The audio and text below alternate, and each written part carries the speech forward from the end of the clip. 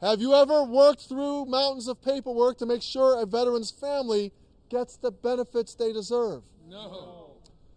The very VA staff you are attacking do this every single day. Yes. We're not going to fight. We're not just going to fight this. We're going to fight this with everything we got. Yeah. Because when you come after VA staff, you're coming after our veterans. Yes. And if you think we're going to stand by quietly while you dismantle the support system our veterans depend on, you have grossly miscalculated. Yes, sir. To every VA employee, your work is sacred. Yes, sir. Yes, It's God's work. Yes, sir, it is. Your dedication is noticed. Yes. Your role is essential. And we will not, I repeat, we will not let them throw you aside. No, sir. And to our veterans, we see this for what it is. Yes, sir. A direct attack on your care, your privacy, your dignity, and we're going to fight like hell to protect both you and the people who serve you. Thank you. Thank you. Thank you. Thank you, Senator. Thank you, sir.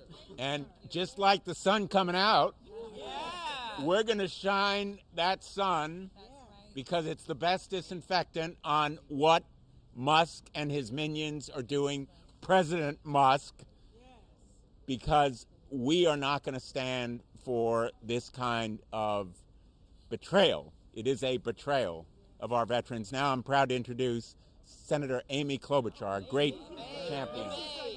Or, you want to go, Maisie? Maisie Hirono. It's almost like Hawaii out here. Just come out. Yes. Thank you. Yeah, aloha everybody. Morning. I'm glad to be here with my colleagues from both the House and the Senate, of course, to make sure that the care that the veterans deserve gets to you, to them. We have millions of veterans throughout our country, over 100,000 in Hawaii alone. And I tell you, if I hear one more time that Americans voted for the president so he can do whatever the hell he wants, no. They voted for him so that the prices of groceries can go down, eggs, milk. They're still waiting. I feel like I'm channeling you when I go like this. They're still waiting. So they certainly didn't expect that what we're going to get is Elon Musk mucking around in all our data systems. They didn't vote for Trump to put all kinds of hiring freezes, including on veterans. And I think this is how important veterans are to our country, that he actually had to walk back that hiring freeze. But, you know, brothers and sisters, we should know that people, the rest of the departments, and all the people that they support are getting screwed. So just because the veterans maybe aren't getting screwed as much doesn't mean that we shouldn't understand that just about every department is going to be attacked by this administration.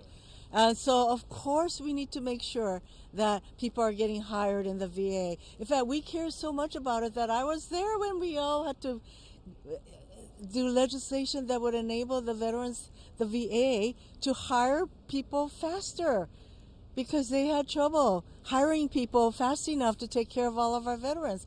We also passed legislation to enable more money to go to the people who work for the VA because retention is really important. And here's something that I found out. 70% of the medical professionals in our country at some point, they worked at the VA. They were trained with the VA. Did you know that? That is how important our VA system is and how important it is to keep all of that going. So we stand in solidarity with all of you to make sure that this president doesn't get to keep on just sowing fear and chaos wherever he goes. We need to stand up. We need to use our voices. And that goes for Elon Musk, who is not even elected to anything. So here we are, once again, standing up for the people in our country who deserve our support. Mahalo. Okay. Hello. Good to see you again. And use our voices, maybe with a few of our Republican colleagues. Give them a little bit of spine. And now another champion, Amy Klobuchar. All right. Thank you. Thanks so much, Dick. Thanks, Mark. Thanks all the leaders here. the leaders for our workers, the leaders for veterans. So I look at it this way. When our soldiers and our veterans, when they signed up to serve, there wasn't a waiting line. Right. And when they come home to the United States of America and they need housing or they need a job or they need health care, there should never be a waiting line in the United States of America. And that, in administration after administration with workers, we have worked to make progress, and we are not going back. That is why in the middle of the Iraq War, Afghan War, we realized there weren't enough people taking care of our veterans. Now with the veterans that we had from the Korean War and World War II and the Gulf War, we realized we needed to do something differently, and we did. Then when we saw that our vets that had come home from serving next to these notorious burn pits in Afghanistan and Iraq, when we realized they needed help, we passed the PACT Act, and our Democrats led the way in the United States Senate when they tried to stop that, and the veterans slept out on the steps in the Senate until that changed. And maybe Jon Stewart showed up, and that helped too. But in any case, for our nation's 9 million veterans, they rely on the VA for health care. And when you start freezing things, and when you start scaring workers, and when you tell them you don't want them to work for you anymore, what do you think happens? In less than a month in office, the president has already disrupted the VA's critical work, including by initially stopping the department from hiring nurses, doctors, and hospital support staff, just when there's a shortage of medical staff across the country. But thanks to public pressure, thanks to the people behind me, they walked that back. But they're still not hiring into critical positions like people that work with claims. That means, and those of us in Congress understand that, we get the calls when our veterans need the help. They served, and we should have their backs. The president also illegally froze support for veterans and their families, fired the VA's top nonpartisan watchdog. And by the way, there's a reason it's sunny today, because they might have fired the watchdog, but we are putting sunshine on what they're doing today. They fired the directors of offices serving women's veterans, the largest growing group of veterans, and they attacked initiatives that make it easier for rural and disabled veterans to access VA benefits. None of this is going to make life better for our veterans. None of this treats our employees at the VA with the dignity they deserve. I watch every day when I'm in Minnesota and I'm in one of our VA facilities how the employees treat our veterans with dignity. They deserve dignity too. That's what this is about in the end. And as my friend and Dick Blumenthal's friend John McCain once said, and Maggie knew him very well as well, nothing in life is more liberating than to fight for a cause larger than yourself. Standing up for our veterans and our employees that work with our veterans, that's a cause worth fighting. That's a cause larger than ourselves. Yes. Thank you. Thank you so much. And with that, Thank you. okay, go ahead, Dick. You got the Thanks, line. Amy. All right, thanks everyone. We're really proud to have with us Congresswoman Delia Ramirez. Thank you for coming. Thank you. Thank you, Senator. Whew, the hypocrisy. You know, I get to serve in the Veteran Affairs Committee, and I am now the top Democrat on oversight and investigations. And let me tell you, we have a lot of work to do. We have a lot of oversight to do, and we have a lot to investigate. Because the reality is that this administration, which, by the way, has been in power for 24 days, but I promise you, I have at least 20 more gray hairs in this last 24 days. It has felt like a year of pain. Yes.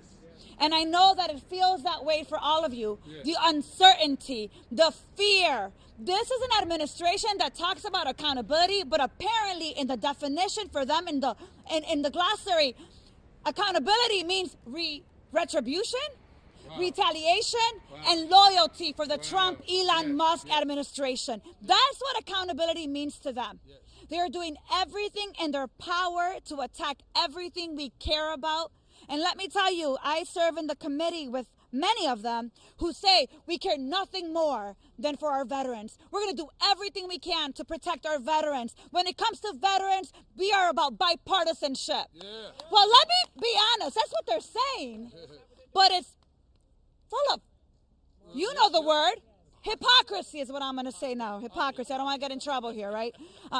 Because the reality is that they don't care about our veterans. Because if they cared about our veterans, they would make sure that their benefits, their services go uninterrupted. There is no way that their services and their benefits go uninterrupted when they've decided to declare war on the very same workers that protect and serve our veterans. Right. That is the reality of this moment. Right. So what I want to make sure that you understand right now is that we're going to use every single authority in our power, and we're going to work with every one of you, because it's going to take every one of us here to be in solidarity, to work together, and to do everything to ensure that there is oversight, that we are calling for investigations, that when they decide to fire inspector generals overnight, now, these are the inspector generals, they say, that are doing the accountability, but then they fire them overnight because they don't care about accountability, they care about loyalty, that we do everything in our power to make sure that we are centering our veterans by protecting the workforce,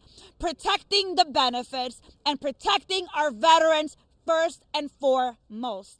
So let's make sure that unelected felon Musk, because you can't spell felon without Elon, understand that the criminality that they think they're getting away with, they will not get away with as long as we stand together and fight like hell for our veterans. Let's get it done. Thank you. Thank you. Thank you so much. Another great labor leader, Randy Irwin. Right here. Thank you. Thank you for putting on this press conference. Thank you for having me. Thank you all the members of Congress that are here and senators. Most importantly, thank you to all the veterans here thank you for your service. Thank you. So I'm Randy Irwin. I'm the national president of NEFI, National Federation of Federal Employees. We represent 10,000 nurses, doctors, and healthcare professionals across the country. These workers amaze me every day for their commitment to caring for the American veteran. To all the VA employees out there, thank you for your service every day. Yeah. Yes, sir. Thank you. So the American people need to know one thing. The Trump administration's policies are hostile to veterans. Yes. Yes. In the first 3 weeks of this administration, Trump and Musk have been ruthless in their attacks on federal employees, insulting them, threatening them, and intimidating them to resign or face being fired. They have claimed to be doing these things in the name of efficiency. But anyone with any sense can see that their actions have nothing to do with efficiency. They are simply breaking our government and that delivers vital services to the American people. Now, in some areas of government, breaking things might be rationalized. But there can be no rationalization when it comes to screwing over our cherished veterans. Right. And that is exactly what is happening right now. Yeah. Now, most people don't know, but veterans make up 30% of the federal workforce. The federal government is the biggest employer of veterans nationwide by a wide margin. When this so-called DOGE says they intend to cut 75% of the federal workforce, that means they intend to fire 500,000 veterans in this country. Yes, sir. This is unacceptable. This is not what the American people voted for. This absolutely cannot happen. Now let's talk about what happens if we lay off 75% of the VA workforce. Make no mistake, this would decimate our ability to care for veterans in this country. That's right, sir. And let's not forget that we make a solemn promise to every man and woman who wears the uniform that they are going to be cared for when their service is complete. But if we lose 75% of the VA workforce, we will no longer be able to make good on that promise. When they needed us, when we needed them to defend our freedoms, they were there. But now that they need us to make good on our promise to care for them, we won't be there. That is outrageous. That cannot happen. We simply cannot allow that to happen in this country. So this administration must pump the brakes on everything that they are doing to the federal workforce, because there are unacceptable consequences, just like what is happening to American veterans right now. Thank you. Thank you.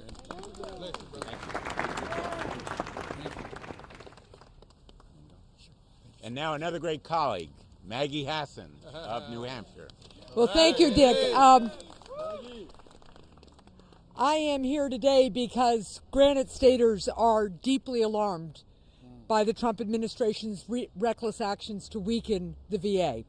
While we can never fully repay our veterans for the sacrifices they've made, we have an obligation to try each and every day. And one of the ways that we can try is making sure that our veterans have access to the care and benefits that they've earned and that they deserve.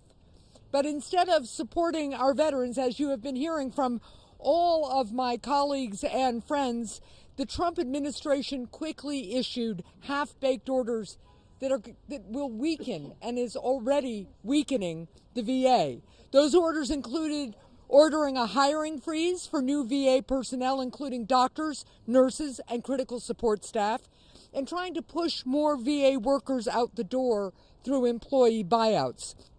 This, of course, comes right on the heels of the Trump administration's illegal and dangerous order to freeze all federal grants, including funding that's critical for providing care for veterans and providing shelter for homeless veterans. I've already heard that people who were set to begin working for the New Hampshire VA had their job offers temporarily rescinded by the Trump administration. So this has created extraordinary chaos and uncertainty. Chaos and uncertainty that are unacceptable, and I'll also just say are really expensive. When I talk with New Hampshire veterans, they make it very clear what they want. They want more VA doctors and providers. They want it to be easier to schedule an appointment, and they want shorter wait times.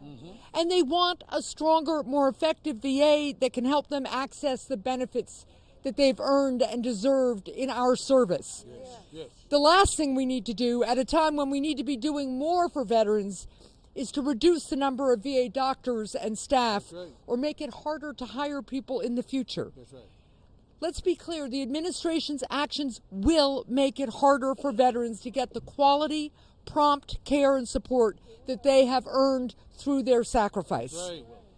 We owe our freedom, even our freedom to gather here today, to America's veterans.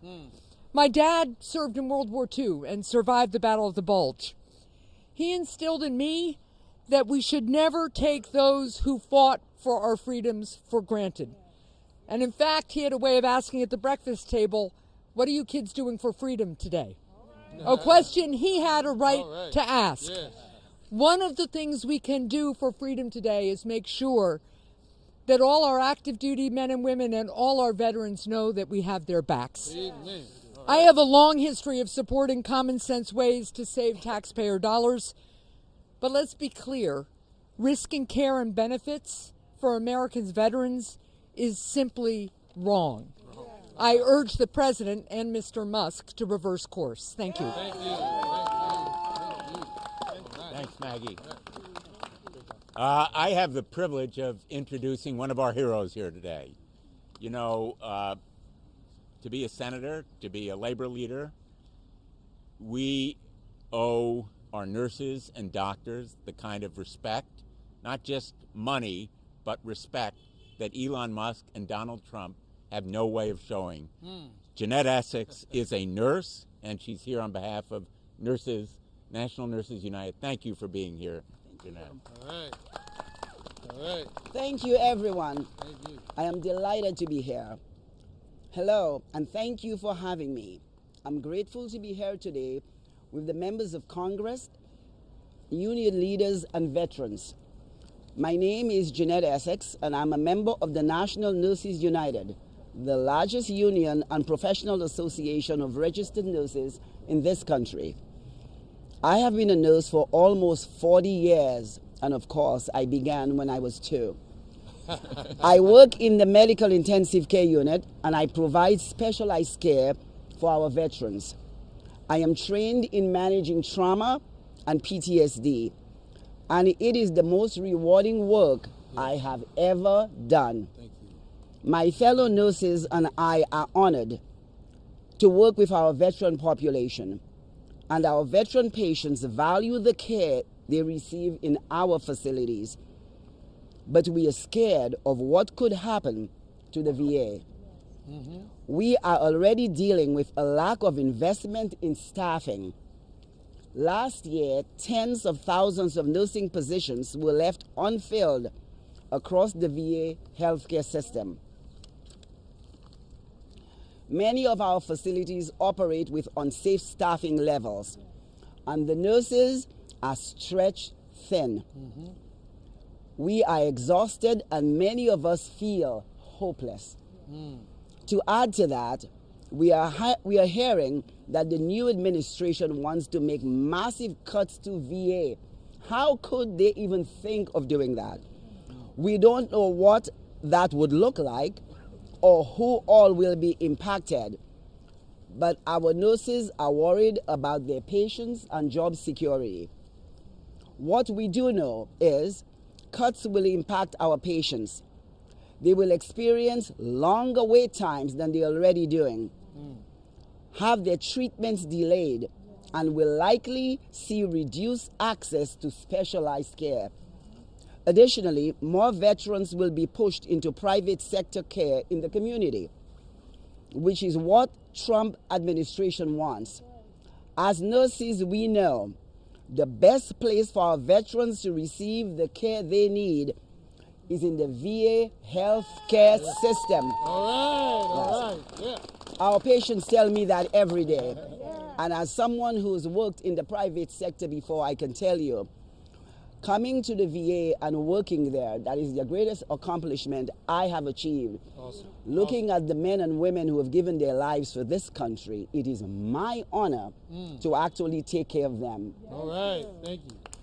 What our VA needs right now is leadership that will prioritize our veterans and listen to the workers that provide their care. Workers like me who are the front line every day. You need a nurse to save your life. It is me as the nurse who's standing there diligently, hovering over my patient, who can see the first signs of trouble to alert the physician and the other healthcare members. We cannot let the VA be dismantled. I want to thank Senator Blumenthal and Representative Takano and everyone else who's here to inviting us to speak. Our VA workers are under attack, and we need leaders like you to stand by our side, fighting back with us. We're not going anywhere. Thank you. Thank you. All right. Thank you so much. Thank you. Thank you so much, Jeanette. Very powerful. And now a veteran and a leader at Vote Vets, Kate Logan. Kate. There you go, Kate. Good afternoon. Thank you to Senator Blumenthal and for Vote Vets for inviting me to come speak. I stand before you today as testimony that Department of Veteran Affairs changes lives. As a combat veteran, I've utilized a wide range of VA programs such as the GI Bill, career development services, mental health counseling, primary care, and specialized medicine. I can say to you with certainty that my care was excellent. But more than the care itself, what made my experiences so impactful were the dedicated professionals at VA, public servants who have committed their careers to guiding veterans like me through the system, ensuring that I had the resources that were available. Whether it was a doctor, a nurse, an administrator, or a social worker, I was met with compassion, professionalism, and a deep sense of duty. These individuals were more than just employees. They were advocates, mentors, and at times the very reason that I knew I wasn't navigating this journey alone. The service inspired me, and it reinforced my belief in public service and my own commitment to give back. Too often, the only stories we hear about VA are the challenges, the delays, the frustrations, the veterans that were slipped between the cracks. But what we don't get to hear are the success stories, and I am one of them. When veterans receive the care and the support they deserve, we don't just survive, we thrive. Yeah. And when more veterans succeed the way I have, our country's stronger for it. A nation that takes care of its warriors, builds leaders, strengthens communities, and shows the world we uphold our commitments. Awesome. We cannot allow the people that work behind the scenes to be taken for granted. That's right. Those who ensure that the veterans are getting the care they need, the benefits are processed, that the programs continue to function. I want to say clearly and on the record that their work matters. Yes. It matters to me. It matters to the thousands of veterans who rely on VA every day. War comes with a cost. Yes. That one is measured in not just dollars, but human lives. Yes. The men and women that I served with and every other veteran who stepped forward to defend this nation did so with the understanding that in return, this country would take care of them when they came home. Yes. That is a sacred contract, Yes, right. one that must not be cut or compromised. Thank you. All right. Very good. Very good. Thank you. Very good, Kate. Greatly honored to introduce a colleague of mine, a wonderful champion of veterans, and he represents the state of Maryland, where a lot of our VA employees live. Nice to see you. Thank you. Well, let me start by thanking all of our veterans who serve this country. All right. And to thank all of you who are here to support Yes, sir. our veterans and their service and sacrifice. And to Senator Blumenthal and Congressman Takano, thank you for being people who listen to our veterans and act to support them and working to bring us together today. Yes. And to all of our union leaders who are here representing the workers who serve our veterans every day, thank all of you who are here and throughout this great country serving our veterans and helping our veterans. Yes. All of us know that we can never fully repay the debt owed to our veterans, but we can keep our promises that we've made to our veterans who have served us so well. And I want to thank all of the staff of the VA who do that every single day. Thank you to the nurses and everybody else who does it. In my great state of Maryland, we have the VA Medical Center in Baltimore, we have Perry Point, we have vet centers and community-based outpatient clinics all over our state.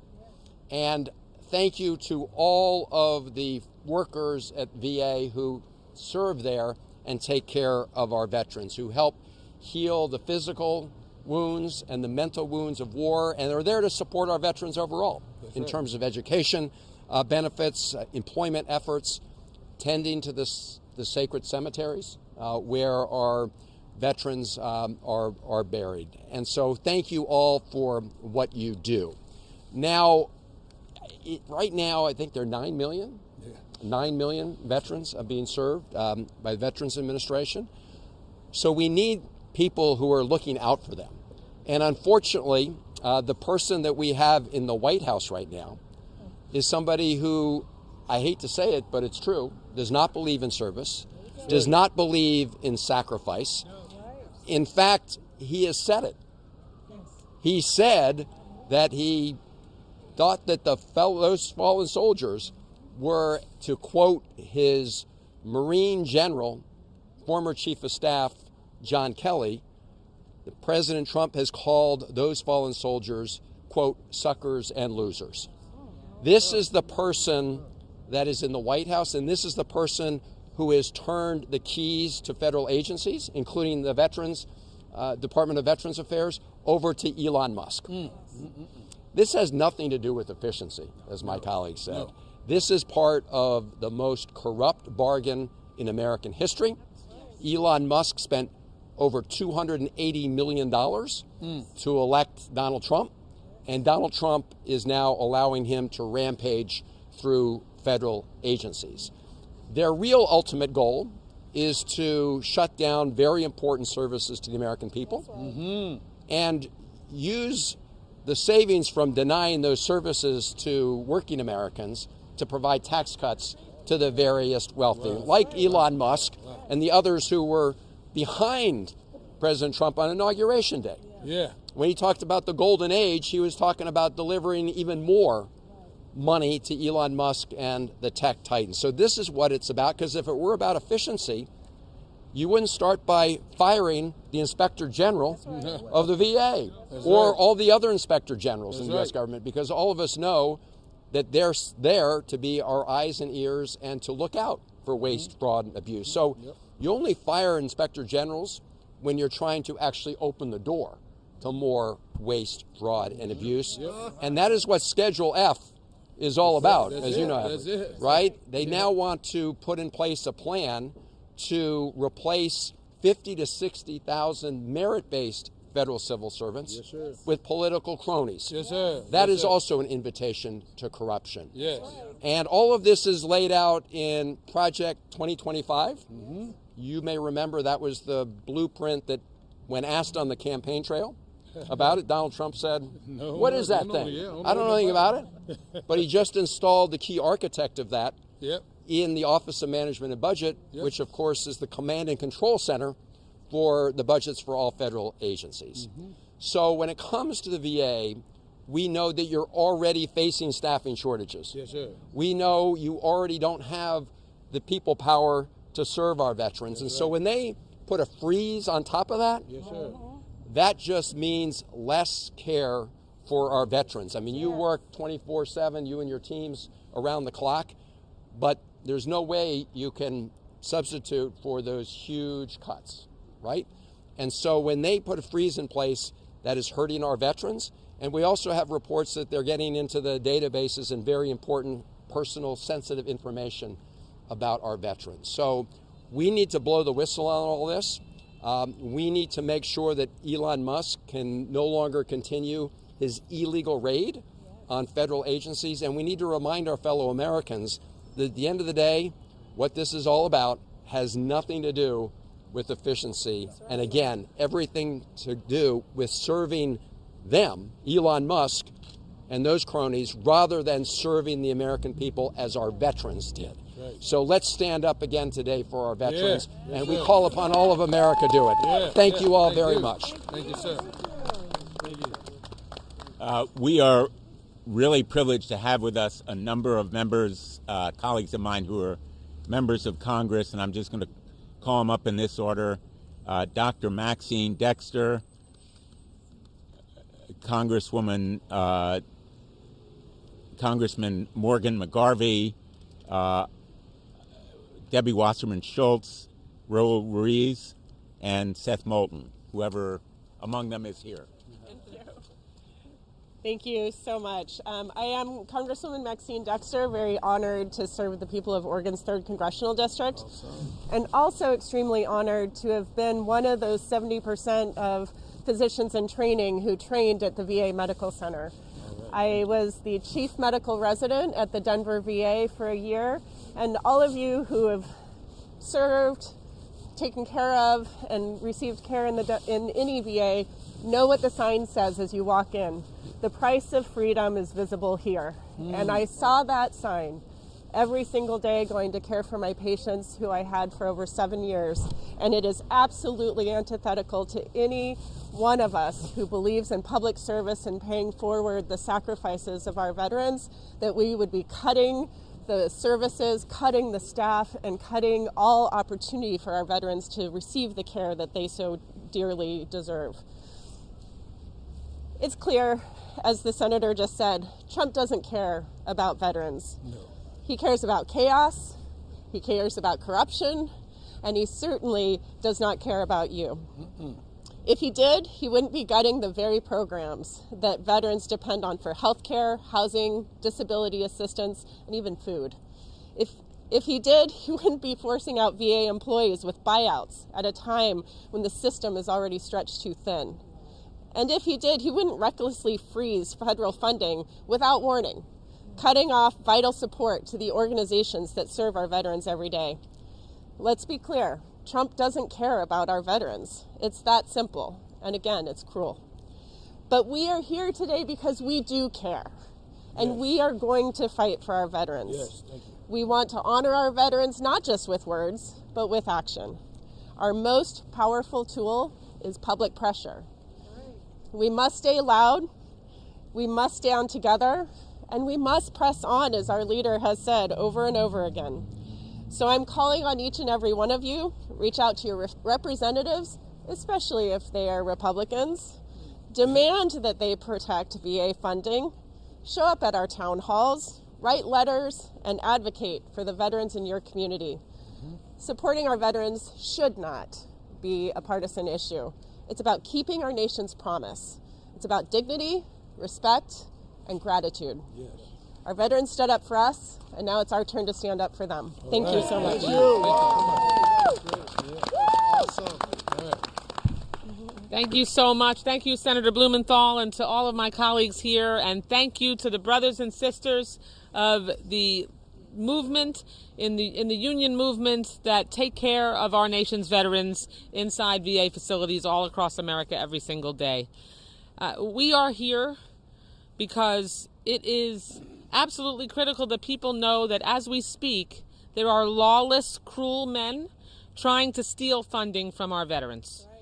They want to do it by upending the lives of the very people whose mission it is to take care of and serve those veterans, yes, even if it means shredding the Constitution that so many died to defend. Yeah. They hope that we'll be silent. They hope they'll cow us into submission. They have no idea who they're messing with. All right. The proud union women and men who stand here today work hard and fight hard every day to ensure veterans are treated with the respect and dignity they deserve. I proudly am the ranking member of the only committee in the Congress that takes care of our military from the time they begin active duty all the way through their life cycle as a veteran and even along to their burial. That is a responsibility that I take very seriously, and all of us here do. It's a sacred responsibility. I know what resources are needed to care for our veterans and the non-stop assault that the VA and their employees face. But this fight is more vicious and lawless and corrupt and mercenary than we've ever seen before, and it's more personal. Our most precious VA resource is its people. Yes, yes. And that's who they're going after. I know we consider that if they're going after you, that's like they're going after us. VA employees, thank you. VA employees who tirelessly provide mental health and basic health care and do the often thankless work, but vital work to process claims so veterans can get the benefits they earned. It's not glamorous, it's just critical. Yes. And we've got career employees, people who go to work every day despite the conditions, despite the fact that my VA hospital has elevators that slide 4 floors down at a time, decrepit hallways, a facility that was built in the 1950s in the middle of a downtown that can barely help them get on time to work because there's so much traffic. Without your muscle, your smarts, your expertise, your sweat, the VA could never accomplish its mission. It only took a few weeks to see who Trump and Republicans would go after: our people. When the White House first tried to freeze federal funding, we made clear that 44 VA programs like homeless providers, suicide prevention, legal aid, disability grants were all subject to this naked larceny. But the administration only backed off after Democrats and the unions here today fought back with our allies, and they offered a funding reprieve to the VA. But it is only a brief reprieve, we know that. The real result of all these attacks will be reduced care for our veterans and higher operating costs, part of a larger pro-inflation agenda that Republicans have wildly and inexplicably embraced. We know Trump's chaos is designed to wear us down. But we're not weary, are we? No. They don't know us. They don't know our unions or its people. That's right. We will never stop fighting back. We are relentless. We always have been. We always will be. Trump knows he can't lawfully get what he wants. The Republican agenda is too corrupt and too unpopular, so he resorts to executive orders that we fight in the courts, though, as we just saw, we can't always count on that either. But whether it's in Congress, the courts, or marching in the streets, we're going to protect the VA, its employees, and the very democracy that our veterans fought for. Thank you so much to all of you here today. Thank you. Hello, everybody. I'm Congressman Dr. Raul Ruiz. I'm an emergency medicine physician, and like Dr. Dexter, I too was trained in Veterans Affairs Hospital as a medical student, as well as a surgery intern out in the Boston VA, providing care to our heroes. And we are here to stop the illegal funding freeze, which will then come to become the funding cuts that President Trump and Elon Musk are doing to the VA. I want to also thank everybody who's here and all the veterans and all the workers who provide care, to provide the counseling, to process the benefits and all the services and the programs that our veterans rely on. And why is it illegal? It's illegal because Congress, under the Constitution, wrote into law what programs need to be funding. They authorize it, and then they fund it to a certain amount, and it is up to the president to administer what Congress allocated to those programs. Single-handedly deciding which programs to cut or which fundings to cut is illegal under our Constitution, and you bet that there will be the judicial branch who will come in and put a hold on that. The other problem is the programs that are under attack. And you're going to hear the dog whistle that Trump and Musk like to say. We're reading out fraud, waste, and abuse. We're looking at efficiency. That's a dog whistle. What they're really doing in the severe hiring freeze and the staff cuts is they are dismantling the processing in which veterans can benefit from the health care or the benefits that they need and that they deserve and that they have earned. You're going to hear that, oh, we're not cutting benefits. What they're cutting are the people that process the benefits. You're going to hear, but we're not cutting health care. But what they're doing is they're firing the nurses and the staff that take care of you in the hospital. Now, I have been in this fight for 13 years, and Representative Mark Takano knows that I have been in the fight to pass the PACT Act to make sure that veterans who were unjustly exposed to burn pits by our military and other toxins get the dignity and the care and the benefits that they need and that they deserve. And in speaking to our veterans, what I often hear is that the VA employs a delay until dead strategy.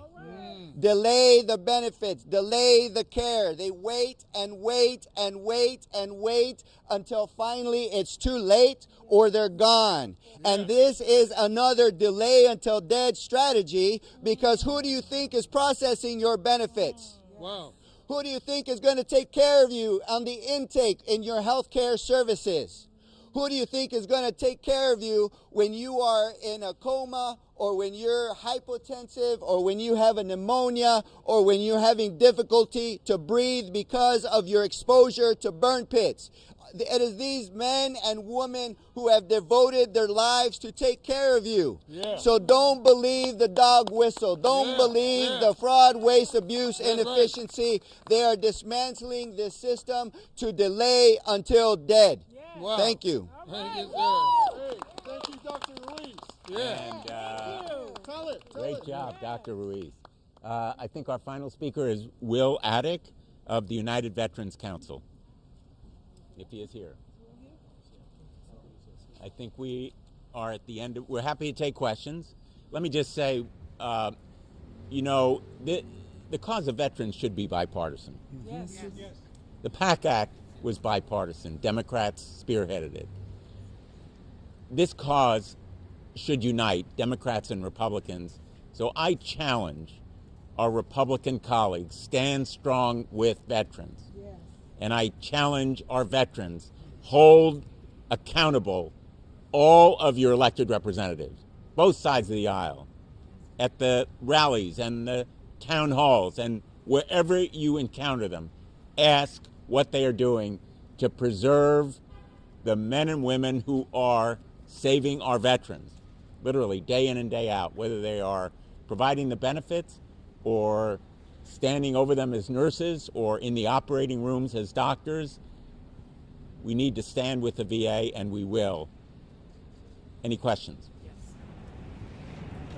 Thank you. Eric Katz with GovExec. So the VA has carved out these exemptions on the hiring freeze, and the funding freeze appears to be on hold, at least theoretically. What is the biggest concern, like in this present moment? Is onboarding, as you understand it, actually happening in VA? Are there parts of VA that are not carved out of the hiring freeze that you're worried about? We're hearing from VA employees across the country they are not filling open positions for doctors, nurses, technicians, housekeepers. And in fact, the latest executive order says only 1 in 4 positions will be filled across the government. That is a death knell for the VA. The VA is about people. It isn't a block grant program. It's about care. It's about making sure people get the benefits they deserve. And this hiring freeze is having decimating effects, not just on filling positions, but on recruiting. Doctors, nurses, they're in short supply. They have other places where they'll be paid more. That's right. And the VA has actually been telling people who've been recruited and hired, sorry, we can't pay you. And then jerked them around and said, well, now we may have open positions. But people can't live that way. Senator, can I add something? Sure. Of course, you know what's really all behind this. If there are fewer employees, fewer healthcare providers at the VA, then that's going to mean that patient care takes longer. What happens when it takes past a certain point for a veteran to get an appointment at the VA? They go to community care. And we're already sending $30 billion out into the community, and we know that veterans prefer to get their care at the VA. This is part of their insidious long-term goal to privatize the VA. The longer it takes to get an appointment, or the further away that a veteran has to go to get their care, the more likely it is that that care has to be received in the community, and then we're on a slow and steady march to privatization. That's part of what this is about. Here's the other thing that happens. When they don't fill the positions, when they don't pay the benefits, when they don't provide the care, the money goes to billionaire tax cuts. That's the agenda here. It's real simple. Starve the VA, strangle it, slash and trash, so that you can have more money for a billionaire tax cut. Jory Heckman with Federal News Network. OPM closed their deferred resignation offer to the entire federal workforce last night. There's a lot of parts of VA that are exempt from that offer, but what happens next for the VA and the employees here? What are you hearing as far as the next steps for them? You know, that whole incentivized retirement deal is such a scam. Look at what Elon Musk did at Twitter. He promised the same kind of buyout. People who took it, most of them never saw a dime. Don't trust this offer. And they've closed it, but the effects on morale have been devastating. Doesn't HIPAA apply to the VA? The laws do apply to the VA, yes. So could a VA person then file a lawsuit against somebody who went into the VA health system? Well, I used to be a real lawyer as Attorney General of the state of Connecticut. I'm not going to provide legal advice, but I'm happy to talk to you afterward. Any other questions? Because I've got to get back to a vote. Any thoughts on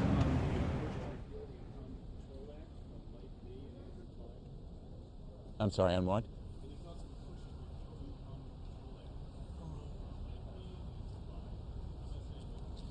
You know, we're here about betrayal of veterans. We're going to stand strong against that kind of betrayal. And a great nation keeps its promises. The United States of America needs to keep its promises to veterans. We're not going back. We're not going to betray our veterans. We're going to stand strong. We're going to be together. And we are going to keep fighting. Thank you all for being here today. Thank you. Thank you, sir. Thank you. Thank you so much. Always good to see you. Thank you.